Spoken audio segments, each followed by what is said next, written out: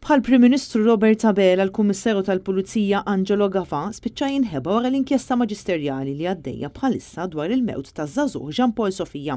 Bil-Pulizija 7 xhur wara li seħħet din it-traġedja għadha ma resqet lil ħadd b'rabta mal-inċident illi wassal għall-mewt ta' dan iż-żagħżugħ.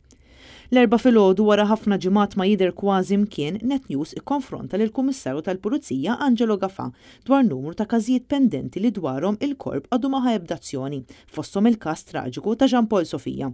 L-għada stess kienu trasqu n-nies, ġifieri x'hemm differenzi f'dal każ? Inti taf min hu responsabbli għal dan il-każ? Imma huwa xogħol il-Pulizija wkoll jsibu min hu responsabbli? Il-Maġistrat Inkwirenti f'dan il-każ qabdet esperti, tajjeb il-Pulizija taħdem id fit mal-Maġistrat Inkwirenti u bħalek aħna qed nistennew li kemm jista' jkun malajr il-Maġistrat Inkwirenti tagħlaq l-inkjesta tagħha. B'Angelo Gafà jerġa' jgħid li l-korp irid jistenna li tiġi konkluża l-inkjesta maġisterjali qabel ikun jista' jieħu azzjoni. Xi ħaġa li ma saritx fil-każ ta' Mirjam Paċ li wkoll kienet sfad vittma f'sitta kostruzzjoni meta spiċċat intradmet taħt it-terrapin ta' dara stess.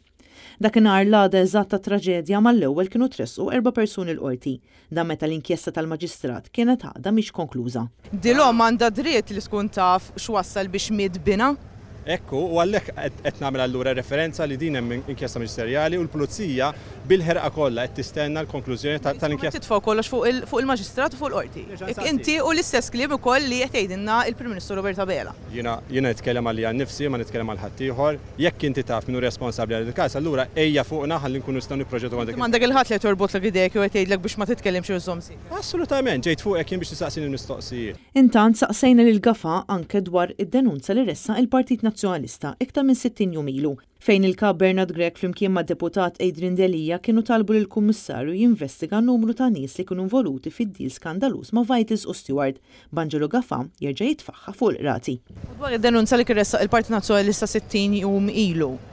Ġara, kellimtu nies li kienu għallukom biex tkellmu?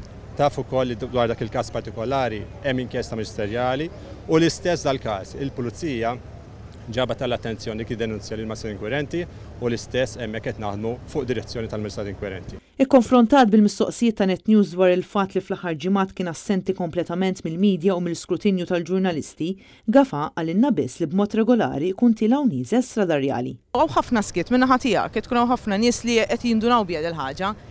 Isek qed tkun assenti ma' Kommissarju. Saqsini mistoqsijiet fejn kont assenti. Jien nimxi b'mod regolari mill-belt għall-kwartiġġar tal-Pulizija jekk hawn xi ħadd li huwa assenti żgur mhuwiex jien. Marija Franca Lanza, Net News.